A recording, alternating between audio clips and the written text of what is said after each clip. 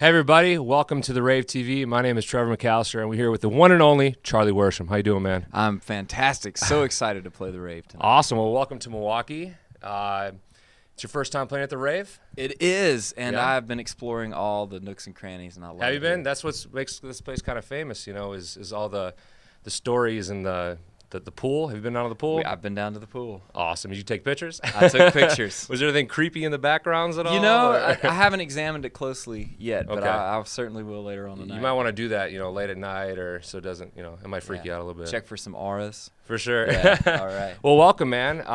First, let's talk about the single. I Yes. mean, this thing is taken off, and I mean, what's it like now that you have this thing and it's just blowing up for you? You know, the last 2 years have been such a wonderful journey, and my first single, Could It Be, was so well received at country radio. Right. And country music fans called in and requested, and so it was an incredible experience. And now with the second single, this song called Want Me To, I'm sort of coming back around. I'm revisiting a lot of cities. I've been to Milwaukee a couple times in the last year or two, and it's just like when a train starts, when it leaves the station, it starts moving slowly, and it gets to moving a little faster. And I feel like we're getting faster and faster and getting into our groove. More people are coming to the shows, and this second single, Want Me To especially, is a very energetic song, so it's fun to play that every night in the show. Right, yeah, absolutely.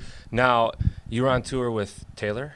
That's right. Taylor My Swift, first huh? opening, my first official opening tour was opening for her. So Man, that out of control, right? it was amazing. She has the best fans, and they were so welcoming to me as an opener. And Taylor was so sweet to have me open. She did this thing where she had sold all of her tickets by the time they went on sale, and before she picked openers.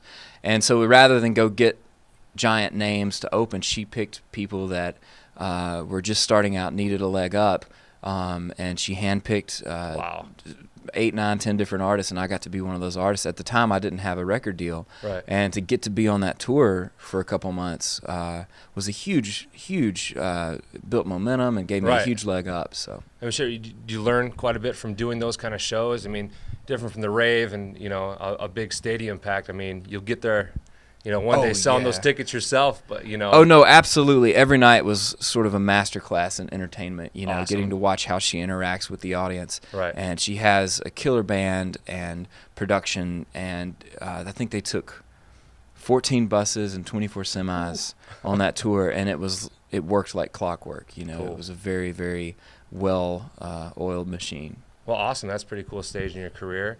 Now, I know when you were younger, you did the Opry.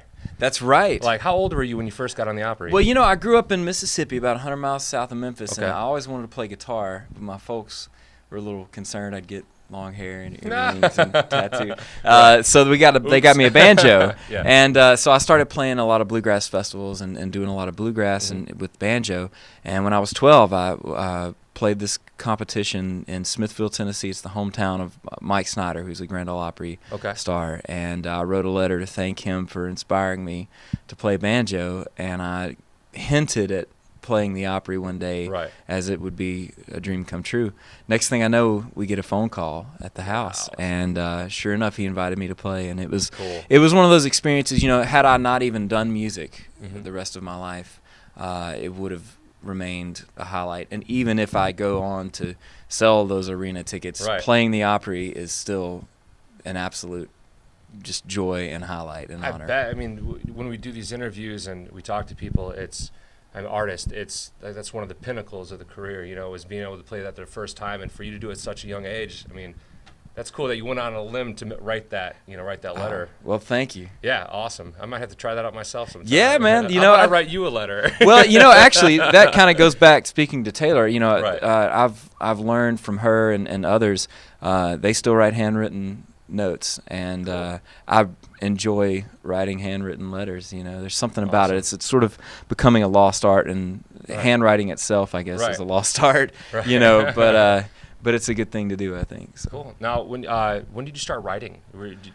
Well, you know, I always played. I was always a picker, and I finally graduated to guitar by about 5th grade. Okay. And then I got an electric guitar a couple years later. And in middle school, high school, I started playing in bar bands. Okay. And all the other guys in the band were older and more experienced musicians. Mm-hmm. And they sort of, took me under their wing. Right. And my weekends in high school, I was going out and playing bars. And it was the best education ever. And that's where I first started to sing. Mm-hmm.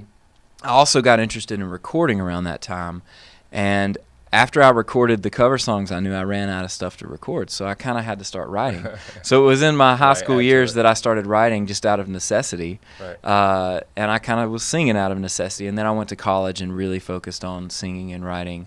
And, of course, when you move to Nashville, as I did 7.5 years ago, it's its own graduate school, unofficial graduate school of music, Very cool. When you moved to Nashville, how was it like when you first moved there and kind of getting into groups? I mean, is it cliquey? Is it hard to kind of make a name? Gosh, it's such a small community of people who are mostly just friends. Okay. And I didn't move to town alone. I moved from Boston. I went to college in Boston at a place called Berkeley.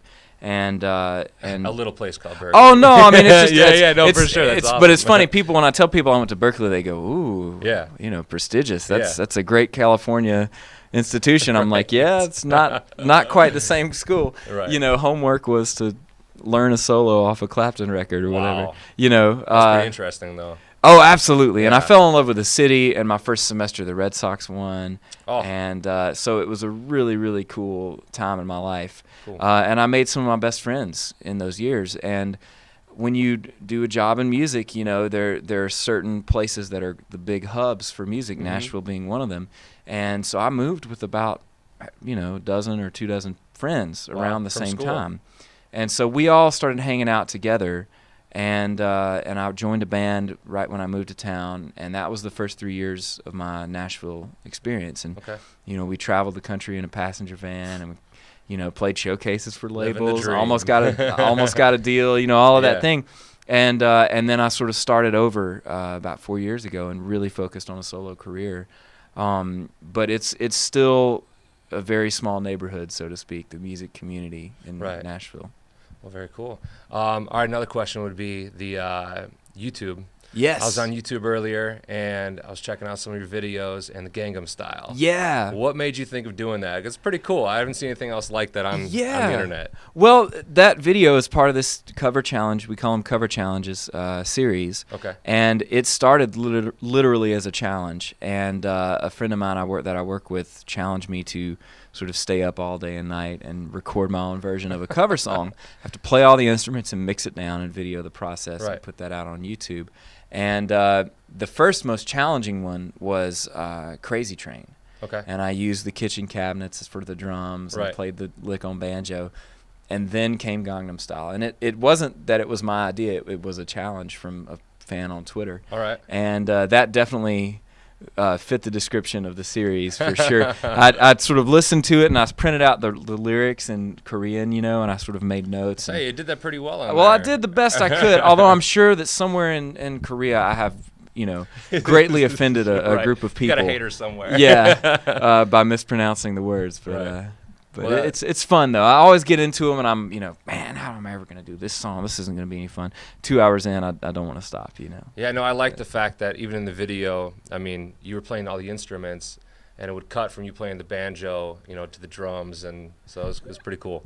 Thanks, awesome. thanks. I've given up doing the video editing. Have you? I would take too long. Everybody would be, I would do all the music stuff in 24 hours or even less, but then the video, because it's sort of foreign to me, I had to sort of go hands off with that recently. So a good friend edited the Gangnam Style video. We snuck into the Nashville Zoo, and I had my banjo and this crazy suit on, and I had a lot of fun. So you're an outlaw, is that what you're Yeah, oh yeah. Well, I guess that's the modern definition of an outlaw, right? Yeah, right. Yeah, for sure.